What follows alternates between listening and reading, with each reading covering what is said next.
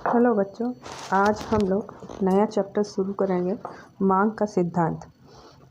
इसको जानने से पहले हमें ये जानना ज़रूरी है कि मांग क्या है, मांग का अर्थ क्या है। साधारण बोलचाल की भाषा में मांग का मतलब होता है इच्छा, आवश्यकता।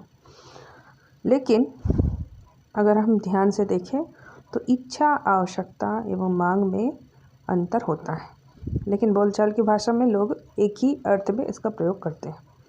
अर्थशास्त्र में इसका विभिन्न अर्थ होता है।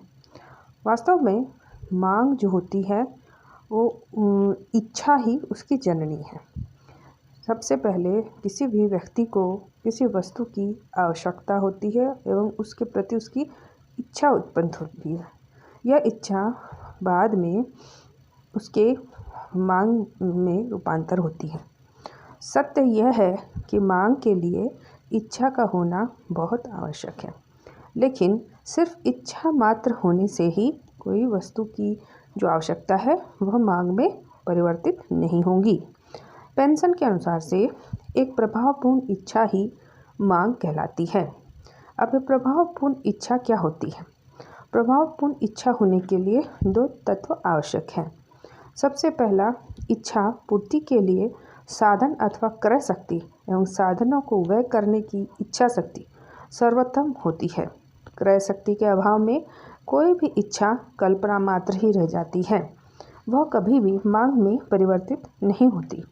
जैसे भिखारी द्वारा मोटर कार खरीदने की इच्छा सिर्फ इच्छा है, वो कभी मांग में परिवर्तित नहीं होगा। पुनः साधन मात्र होने से कोई इच्छा मांग में भी परिवर्तित नहीं हो सकती है।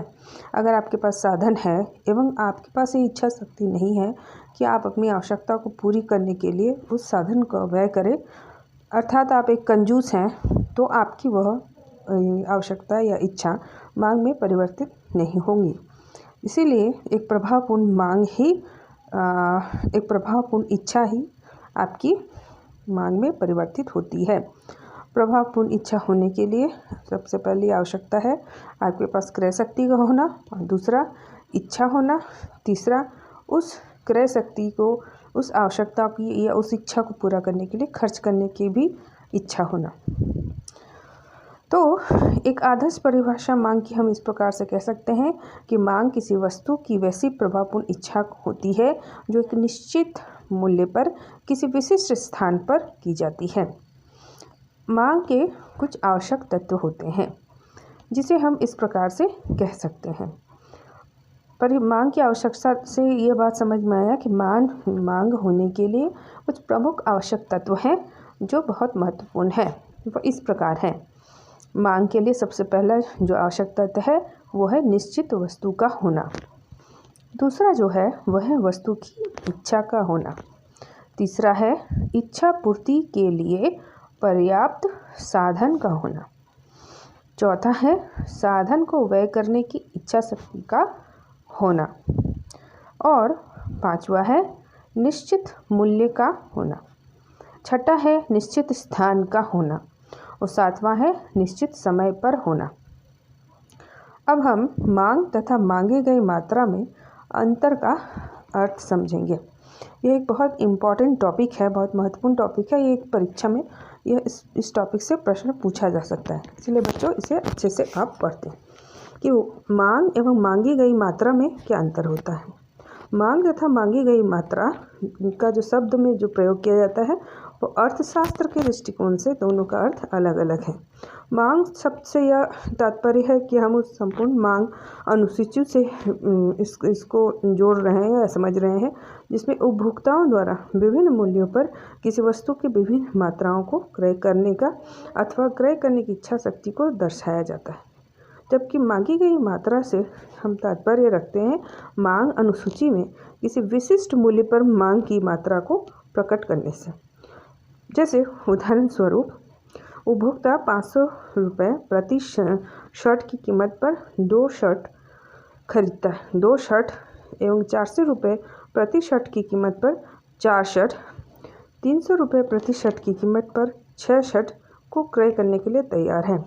तो विभिन्न कीमतों पर मांग की गई विभिन्न मात्राओं को प्रकट करने वाली अनुसूची मांग है। जबकि किसी विशिष्ट मूल्य पर, जैसे 500 रुपये प्रतिशत पर मांग की गई मात्रा 2 है, इसको हम मांगी गई मात्रा कहेंगे। तो जो अनुसूची होगी उसको हम मांग कहेंगे, और किसी विशिष्ट कीमत पर जो उसकी इकाइयों की मांग की जाती है उसे मांगी गई मात्रा कहेंगे। मांग की तालिका भी बनती है, जिससे यह मांग की तालिका बनती है जो आपको मांग और कीमत के विभिन्न संबंध, उसके घनिष्ठ संबंधों को समझाता है, बताता है। मांग तालिका इसी संबंध को प्रकट करता है। यह एक सारणीय विधि है। किसी दिए हुए समय में विभिन्न मूल्यों पर किसी वस्तु की जितनी भी मांग की जाती है उसे प्रकट करने वाली अनुसूची को हम मांग की तालिका कहते हैं। विभिन्न अर्थशास्त्रियों ने इसे अपने अपने अनुसार से परिभाषित किया है। मांग की जो तालिका होती है वो 2 प्रकार की होती है। एक होती है व्यक्तिगत मांग की तालिका और दूसरी होती है आपकी बाजार मांग की तालिका। व्यक्तिगत मांग की जो तालिका होती है वो जब किसी वस्तु के लिए किसी व्यक्ति के विशिष्ट किसी निश्चित समय पर विभिन्न मूल्यों पर किसी वस्तु की मांगों की गई मात्रा को अनुसूची द्वारा प्रस्तुत किया जाता है, तो उसे व्यक्तिगत मांग की तालिका कहते हैं। जैसे व्यक्ति ए है, वो विभिन्न कीमत पर एक्स वस्तु को खरीदता है, तो उसे उस व्यक्ति ए की जो है हम मांग की तालिका कहेंगे। वैसे ही अलग होती है बाजार के मांग की तालिका। बाजार की मांग की तालिका में क्या होता है, कोई एक व्यक्ति के बारे में नहीं बात होता है, बाजार में जितने भी खरीदार हैं उनके बारे में बात होता है। तो मान लेते हैं बाजार में 3 खरीदार है, ए बी सी, और वो तीनों